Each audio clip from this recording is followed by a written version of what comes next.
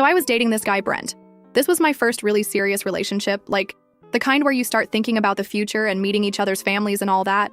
I was completely head over heels for this man, and I thought he felt the same way about me. Brent had this thing about Vegas. He was obsessed with it. Every time we talked about travel or fun weekend ideas, he'd bring up Vegas. He'd scroll through Instagram looking at all these fancy hotel posts and expensive restaurant photos, talking about how amazing it would be to do a real Vegas trip someday. His birthday was coming up in March, and I wanted to do something special for him. This was going to be our first big milestone together, and I was so excited to show him how much he meant to me. I started planning this elaborate Vegas weekend, the works. I spent weeks researching everything. I wanted it to be perfect. I booked us a room at the Bellagio with the fountain view because he'd mentioned how cool that would be. I made reservations at this steakhouse he'd been talking about for months, the one with the dry-aged beef and the crazy wine list. And the big surprise? A helicopter tour over the Strip. The helicopter thing was his dream. He'd mentioned it probably 50 times, always saying how incredible it would be to see Vegas from the air. It cost $800 for both of us, but seeing his face light up when I told him about it? Totally worth it. The whole weekend cost me $3,000 after flights, hotel, meals, and activities. But I was making good money at my job, I'd been saving up, and I wanted to spoil the man I loved for his birthday. This felt like what people in serious relationships did for each other. Friday night when we checked in, Brent went absolutely crazy taking photos of our room. He was posting everything to his Instagram stories. The fountain view, the fancy bathroom, the champagne I'd ordered for the room. He kept talking about how this was the life, and how amazing everything was. At dinner that night, he ordered the most expensive cut on the menu without even looking at the price. 2 bottles of wine. He was filming himself cutting into this massive steak, posting it all over social media with the restaurant's location tagged. I was just happy seeing him so excited and having such a good time. Saturday morning was the helicopter tour, and you guys, this man was like a kid in a candy store. He spent the entire 20-minute flight filming himself with the Vegas skyline behind him. The pilot actually had to tell him twice to keep his seatbelt fastened because he kept trying to get better angles for his videos. Here's the thing that should have been a red flag, but I was too in love to notice. He didn't tag me in a single post from the entire weekend. Not one. All these photos and videos of our romantic getaway, and it was like I didn't even exist. But I told myself he just wanted to keep our relationship private or whatever. Saturday night, we hit the casino, and that's where things started getting weird. Brent lost $400 at blackjack pretty quickly, then kept asking me for more cash. I gave him another $200 because I figured it was his birthday weekend and he deserved to have fun. Then he started buying rounds of drinks for random people at the bar, using my credit card. When I suggested maybe we should head back to the room and spend some time together, he told me to stop being controlling, for wanting to spend time with my boyfriend on his birthday weekend that I'd planned and paid for. But the real shit show happened Sunday night. We met up with his college friends at this bar downtown for Seth's birthday roast. Seth was getting married soon, and they'd planned this whole roast thing where people would get up and make jokes about him. It seemed like harmless fun. Brent had been drinking since noon that day. His friends Simon and Ricky were already pretty drunk when we got there. They'd rented out the back room and set up a microphone for people to take turns roasting Seth. At first, it was actually funny. People were making jokes about Seth's terrible haircuts in college, how he texts his fiancée every 10 minutes, normal friend group stuff. Everyone was laughing, Seth was taking it well, good vibes all around. Then Brent grabbed the microphone. I'll never forget what happened next as long as I live. Hold up, I got something to say about desperate women, he announced into the microphone, looking directly at me. This desperate woman thinks buying me shit makes her special. Fake Paris helicopter rides and overpriced steak. She treats me like her little purse dog. The room erupted in laughter. Simon was recording the whole thing on his phone. I was sitting there in complete shock, feeling like I was going to throw up. Brent pulled the helicopter tour tickets from his wallet and waved them above his head like trophies. Helicopter passes! Like I'm some basic tourist. My ex took me on private jets to actual destinations, not tourist traps for idiots with more money than sense. The laughter got even louder. Ricky stood up and raised his beer like he was making a toast. Bro, just dump her already. And then Brent said the thing that will haunt me forever. After she pays for Simon's bachelor party next month, why waste a good ATM? A good ATM. A good ATM. These men were treating me like I was some kind of joke, some pathetic woman who throws money at men for attention. And my boyfriend, the man I loved, the man I'd just spent $3,000 on for his birthday, was leading the charge. I stood up, walked over to where Brent was standing, and took the microphone from his hands. You're right about one thing, I said into the microphone, looking directly at Brent. Dogs are loyal. You're more like a parasite. And parasites always crawl back on their knees when their host cuts them off. I set the microphone on the nearest table and walked out of that bar with every ounce of dignity I had left. Brent followed me to the parking lot, suddenly sober and stumbling over apologies. But I was done. I got in my car and drove home alone. He took an Uber back to his place that night. Monday morning, he texted me asking if I was still mad, like I was overreacting to some minor disagreement. Tuesday, he called twice. I didn't answer. Wednesday, he showed up at my office with grocery store flowers and gas station coffee, trying to apologize. I told security I didn't want to see him. By Friday, he was leaving these pathetic voicemails about how drunk he was, how his friends pressured him into the joke, how he never meant any of it. He promised to pay me back for Vegas and take me somewhere nice to make up for everything. The voicemails got longer and more desperate each day. 2 weeks later, he was still calling. He left this message about Simon's bachelor party coming up, asking if we could talk about it. He mentioned that deposits had already been made based on my previous agreement to help with expenses. Previous agreement. I had never agreed to pay for anyone's bachelor party, but apparently Brent had been telling his friends that I would. 3 weeks after Vegas, this man showed up at my apartment building at 11 p.m. on a Thursday night. My security guard called up to ask if I wanted to see him. I could see him through my window pacing back and forth on the sidewalk like a lost dog. He looked exactly like what he was, a parasite who just realized his free ride was over. I told security not to let him up. I watched him pace for 20 minutes before he finally left. He called me 6 times that night. I didn't answer any of them. Turns out Simon's bachelor party was real. And the deposits Brent had mentioned were real too. Simon had been texting me directly asking about payment plans, because Brent had promised his friends a weekend they couldn't afford on their own. This man had been planning to use me as his personal ATM for his friends' entertainment, and when I refused to play along, suddenly I was the crazy ex who couldn't take a joke. But I wasn't done with Brent yet. Not even close. He wanted to humiliate me in front of his friends and then expect me to keep funding his lifestyle. He was about to learn exactly what happens when you bite the hand that feeds you. Stay tuned for update 1, because this story is just getting started. First update. The response to my last post was insane. Some of you called me savage, others said I should have dumped his ass way sooner, and honestly, you're alright. Shout out to whoever said parasites always show their true nature when the money stops flowing.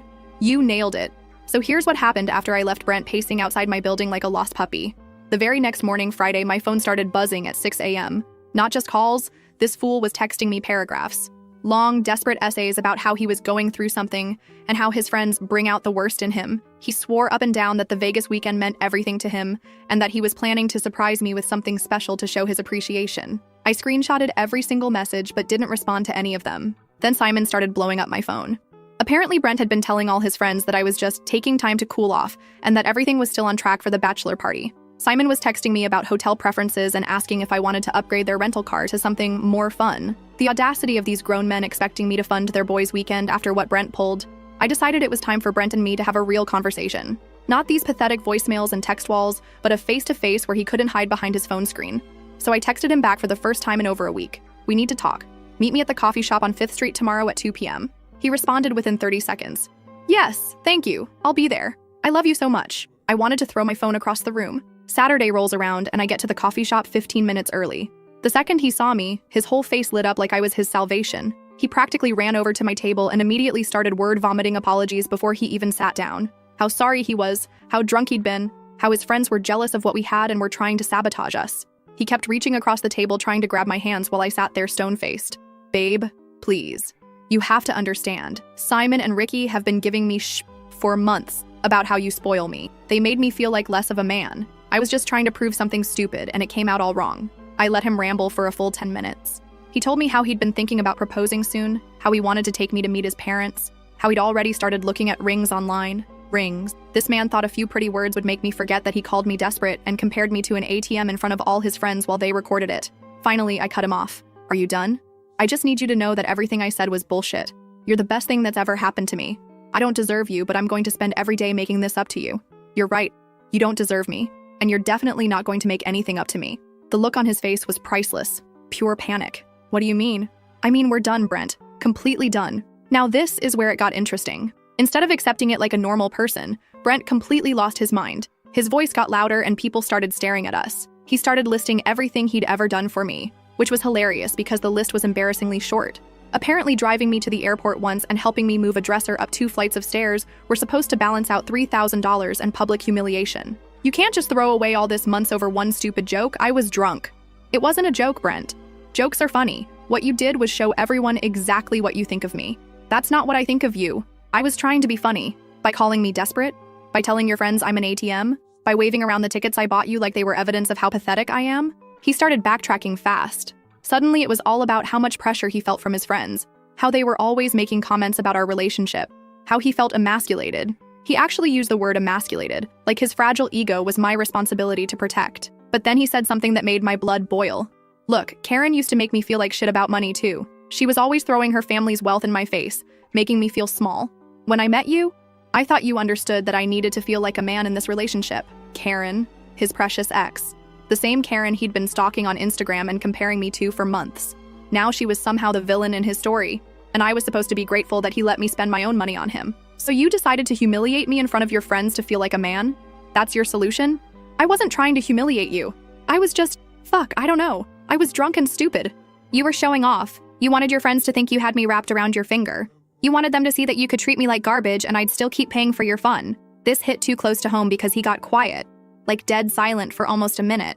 Then he tried a different approach. The wounded puppy routine. Fine. You're right. I fucked up. But people make mistakes, and people who love each other work through them. If you really cared about me, you'd give me a chance to fix this. If you really cared about me, you wouldn't have done it in the first place. So that's it? All months down the drain because I said some stupid shit when I was drunk? No, Brent. All months down the drain because you've been using me for months, and I finally saw you for what you really are. He started getting aggressive then. His voice was getting louder and his arguments were getting nastier. He accused me of being stuck up, said I used money to control people, claimed I never really loved him and was just trying to buy his affection. The complete fucking audacity of this man to flip the script and make me the villain in his sob story. You know what? Maybe my friends were right about you. Maybe you are desperate. Maybe you do use your money to manipulate people because you can't get them to stay any other way. The coffee shop was dead silent. Everyone was staring at us now. I stood up, grabbed my purse, and looked down at him. You want to know what's desperate, Brent? Begging someone you just insulted to keep funding your lifestyle. That's desperate. I started to walk away, but he grabbed my arm. What about Simon's bachelor party? We already made commitments. People are counting on this. And there it was. The real reason for this whole performance. Not because he loved me or missed me or wanted to make things right. Because he needed my credit card for one more weekend. That sounds like a you problem. You can't just leave me hanging like this. I already told everyone it was handled. Then you better figure out how to handle it yourself. I walked out of that coffee shop feeling like a goddamn queen. But the story doesn't end there, because apparently Brent still didn't get the message. Sunday night, he showed up at my apartment again. This time, he brought reinforcements. Simon and Ricky were with him, and they all looked like they'd been drinking. My doorman called up and asked if I wanted to see them, and I told him absolutely not. But these idiots didn't leave. They stayed outside my building for 2 hours. I could see them from my window, taking turns trying to call me and pacing around like lost puppies. Neighbors were staring. It was embarrassing as hell. Finally, my doorman came up personally to tell me that other residents were complaining and asking if I wanted him to call the cops. I told him to give them one warning to leave, and if they didn't, then yes, call the police. That got them moving. Monday morning, I woke up to 17 missed calls and a dozen text messages from all 3 of them.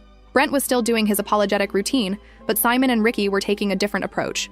Simon's messages were trying to convince me that Brent was going through a rough patch and that I should be more understanding. Ricky was more direct. He basically told me I was being dramatic and that guys say stupid shit when they drink, and I needed to get over it. But here's the thing that's got me absolutely raging. I found out through a mutual friend that these assholes have been telling people that I'm the crazy one, that I overreacted to a harmless joke, and that I'm holding the bachelor party hostage because I'm bitter about the breakup. They're literally spinning this like I'm the villain, like I'm some psycho ex who can't take a joke and is now trying to ruin everyone's fun out of spite. I'm about to show these boys what spite actually looks like. Stay tuned, Reddit. This is about to get really interesting. Second update. You guys, this situation has escalated in ways I never could have imagined. I'm actually shaking as I type this. So remember how my last post ended with Brent and his friends harassing me outside my building until security threatened to call the cops? Well, I thought that was rock bottom. I was wrong. Tuesday evening, I was finally feeling somewhat normal again. I'd been ignoring their constant calls and texts since Monday, and I thought maybe they were finally getting the message that I wasn't going to change my mind about the bachelor party funding.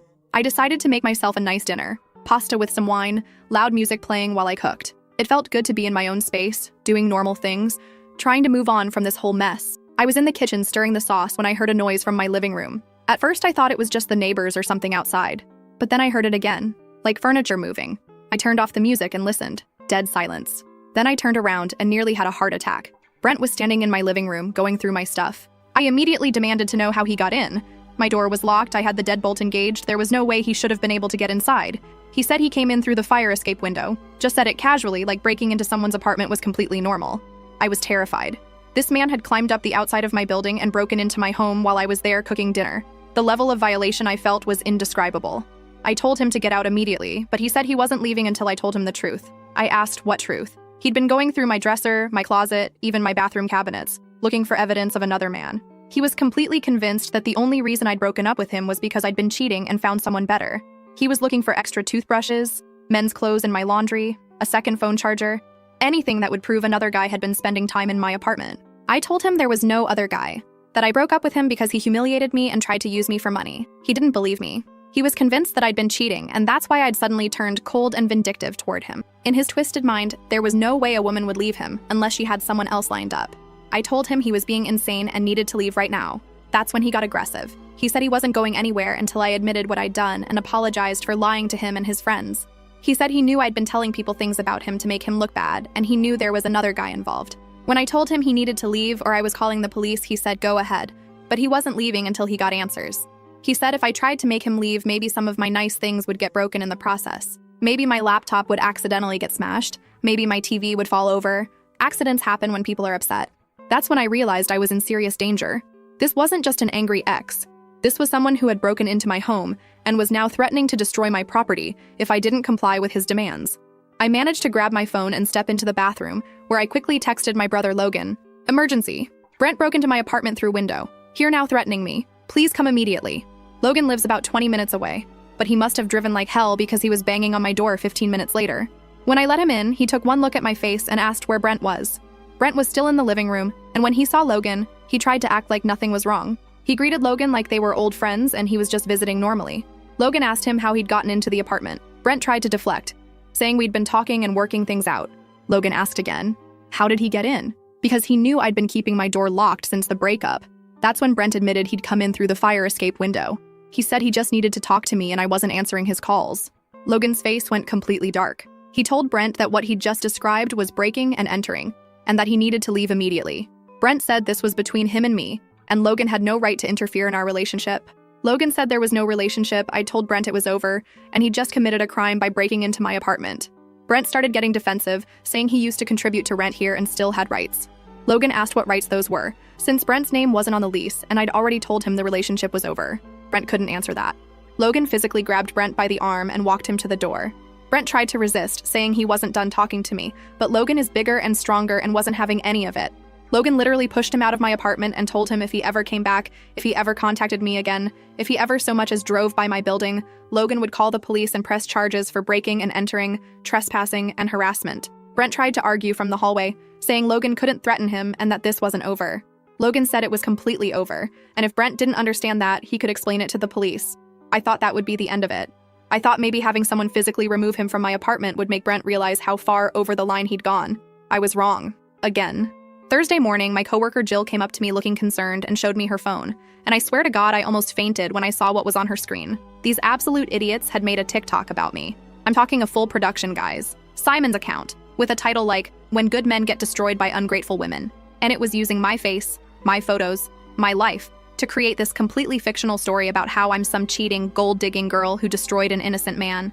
They'd taken photos from our relationship, pictures I thought were private moments between us, and edited them with text overlays and dramatic music to make it look like Brent was this devoted boyfriend working multiple jobs to support me while I was this cold, materialistic who used him and threw him away for someone richer. None of it was true, not a single word. But it looked convincing. They'd crafted this whole narrative about modern women being selfish and disloyal, and they were using my face as their poster child for everything wrong with women today. The video had over 5,000 views, and I was hyperventilating reading the comments. Hundreds of people calling me a gold digger, saying I looked like the type to do this trash. People were sharing stories about their own crazy exes and using me as validation for their misogyny. But here's what really sent me into a panic. People in the comments were saying things like, someone should make a compilation of women like this, and this needs to go on YouTube, and she should be famous for being such a terrible person. I was terrified that this was going to spread beyond TikTok. What if someone took this and put it in one of those YouTube compilations about crazy exes? What if it ended up on Reddit or Twitter or Facebook? What if my coworkers saw it, or my family? The thought of my parents seeing this video, of them thinking even for a second that any of this might be true, made me want to throw up. What if my boss saw it? What if future employers found it when they Googled my name? These idiots were trying to destroy my entire reputation with lies, and there were thousands of people believing every word of it. I was shaking so hard I could barely hold my phone. Jill had to sit me down and get me a glass of water because I looked like I was about to pass out. I was done. I looked up Simon's family online, found his parents' address, his mom's Facebook, his dad's workplace. These people needed to know what their son was doing with my photos and my life, and they needed to know right now. Friday afternoon, I drove to their house. It was in a nice suburb, well-maintained lawn, the kind of neighborhood where reputation matters. When Simon's mom answered the door, I introduced myself politely and explained that I needed to speak with her about a video her son had posted online using my photos without permission. I showed her the TikTok on my phone and explained how Simon, along with my ex-boyfriend and their friend, had been creating this video about me after I refused to pay for their bachelor party. Mrs. Anderson's face went white as she watched the video. She asked if Simon had really made this. I confirmed that he had and explained that using someone's photos without permission to create false narratives could be considered defamation, and I was considering legal action. She immediately called Simon on FaceTime, right there in her living room with me sitting next to her. When Simon's face appeared on the screen and he saw me sitting next to his mother, he looked absolutely terrified. His mom asked him what this video was about and why he was using this young woman's photos to make up stories about her. Simon tried to explain that it wasn't what it looked like, that I'd ruined their friend's bachelor party, and they were just trying to show people what really happened. His mom said she didn't care what happened with any party. She wanted to know if he'd used my photos without permission to make up lies about me cheating on my boyfriend. Simon admitted they were trying to show people what kind of person I really was. His mom asked if he was making up stories about me being unfaithful and materialistic using pictures from my personal life. By this point, Simon's dad had come into the room, and when he understood what was happening, he was even more furious than his wife. He told Simon to take that video down immediately and call his friends to tell them to delete any other videos about me. Simon tried to argue, saying they had a right to tell their side of the story. His dad said they had no right to use my photos to make up lies about me, and if Simon didn't delete the video right now, he could find his own place to live and pay for his own car insurance. Within an hour, Simon's TikTok was deleted and I had a text apology from him. But you guys, I have a feeling this still isn't over. These three have shown me that they're willing to break into my home, threaten my property, and use my image to create fake stories about me. They're escalating every time I shut down one of their tactics. I'm documenting everything now, taking screenshots, keeping records. If they try anything else, I'm going straight to the police with everything I have. But part of me is scared about what they might try next. Because if Brent is willing to break into my apartment, what else is he willing to do? Last update. I cannot believe how this whole situation ended. I'm still processing everything that happened, but I promised you all an update and this story is finally over. First, thank you to everyone who commented on my last post. The support has been incredible. And to those of you who said I should go to the police about the break-in, I tried. I really did. 2 weeks ago, after Logan kicked Brent out of my apartment, I went to the police station with photos of my wrists and a detailed report about him breaking in through the fire escape. I was ready to press charges for breaking and entering, trespassing, all of it. But here's the thing about apartment buildings. Security cameras don't cover every angle. The side of my building where the fire escape is located? No cameras. None. The police said without video evidence or witnesses, it would be his word against mine about how he got into the apartment. They took my report seriously, don't get me wrong. They said they'd talk to him and document everything. But pressing charges? They couldn't guarantee anything would stick without solid proof he'd actually broken in rather than just being let in. I was frustrated as hell, but I figured at least now there was an official record of his behavior. If he tried anything else, the pattern would be documented. For about 10 days after that, things were relatively quiet. No more TikToks, no more showing up at my building, no more break-ins. I started to think maybe, they'd finally gotten the message and would leave me alone. I should have known better. Last Saturday, I was at the mall with my friend Yasmin. We went to high school together and try to catch up every few weeks. We were just walking around, shopping, catching up on life, when we decided to grab some food at the food court. We got our orders and were looking for a place to sit when I saw them. Brent was at a table near the back with some woman I didn't recognize. At first, I only saw her from behind. Long, dark hair, laughing at something he was saying. He was being all flirty with her, playing with her hair, trying to tickle her sides. The whole gross routine he used to do with me when we first started dating. My first thought was good for him. Maybe now he'll leave me alone. My second thought was wondering who the hell would want to date him after knowing what kind of person he was. Then the woman turned around to grab something from her purse, and I nearly dropped my fucking tray. It was Samantha, Ricky's girlfriend of like 2 years. I grabbed Yasmin's arm and whispered that we needed to sit where we could see them, but they couldn't see us. Yasmin asked what was wrong, and I pointed them out, explaining who they were. Yasmin's eyes went wide when I told her that was my ex with his friend's girlfriend. We sat down and I just watched them for a few minutes, trying to process what I was seeing. This wasn't friendly conversation between friends. This was full-on romantic thing. He had his arm around her. She was leaning into him. He kissed her cheek, and she was giggling like a teenager. Then I remembered my phone and started recording. I got about 3 minutes of video. Him feeding her food from his plate, her sitting basically in his lap, more kissing, the whole disgusting display. Then they got up, held hands, and walked out of the food court together like a couple. I was sitting there, stunned. Absolutely stunned. Here was Brent, the guy who'd been calling me a cheater and breaking into my apartment looking for evidence of another man, and he was the one running around with his friend's girlfriend behind everyone's back. The hypocrisy was unreal. This man had been so convinced that I must be cheating because that's exactly what he was doing. He was projecting his own guilty behavior onto me. Yasmin was just as shocked as I was. She kept asking if I was sure it was Ricky's girlfriend, if maybe they'd broken up and I didn't know. But I follow Samantha on Instagram. She'd posted a photo with Ricky just 3 days ago talking about their anniversary dinner. I spent the rest of the weekend thinking about what to do with this information. Part of me wanted to just forget about it and move on with my life. These people had caused me enough stress and drama. But another part of me kept thinking about Ricky. Yeah, he'd been a complete asshole to me with that TikTok and all the harassment. But he was also being betrayed by 2 people he trusted. His best friend and his girlfriend were carrying on behind his back, and he had no idea. Did he deserve to know? Did I have any obligation to tell him? I was still debating this when the decision was made for me. Wednesday evening, I was at home watching Netflix when my phone started ringing. Brent's number. He was calling to gloat. Apparently, word had gotten around our mutual social circles that I'd tried to file a police report about the break-in and that it hadn't gone anywhere. He was calling to tell me how stupid I was for thinking the cops would take my side, how I'd embarrassed myself by trying to get him in trouble when I had no proof of anything. He was laughing about it. Actually laughing about breaking into my apartment and terrorizing me. Then he started in on the usual thing. How I was crazy, how I'd overreacted to everything, how his friends all thought I was psycho and he was lucky to be rid of me. But then he said something that made my blood boil. You know what the funny thing is? I'm already doing better without you. Found someone who actually appreciates me, someone who doesn't try to control me with money, someone who knows how to treat a man right. The smugness in his voice was unbearable. Here he was, bragging about his affair while calling me crazy for being upset about his behavior. I found myself laughing. Actually laughing. He asked what was so funny. I told him I had something for him, something special, something he really deserved. He got suspicious then, asking what I meant. I said he'd find out at midnight, that he was going to get exactly what was coming to him. He tried to get me to explain, but I just hung up. At 11:58 p.m., I sent the video. Not to Brent, to Ricky. I sent it with a simple message. Thought you should know. I'm sorry you're finding out this way. Then I turned off my phone and went to bed. I didn't turn my phone back on until noon the next day, and when I did, it was chaos. 40 missed calls, 35 text messages, voicemails from Brent, from Simon, from Ricky, even from Samantha. Apparently, Ricky had gone straight to Brent's apartment after getting the video. I don't know all the details of what happened, but from the voicemails, it was clear there had been a major confrontation. Ricky was devastated.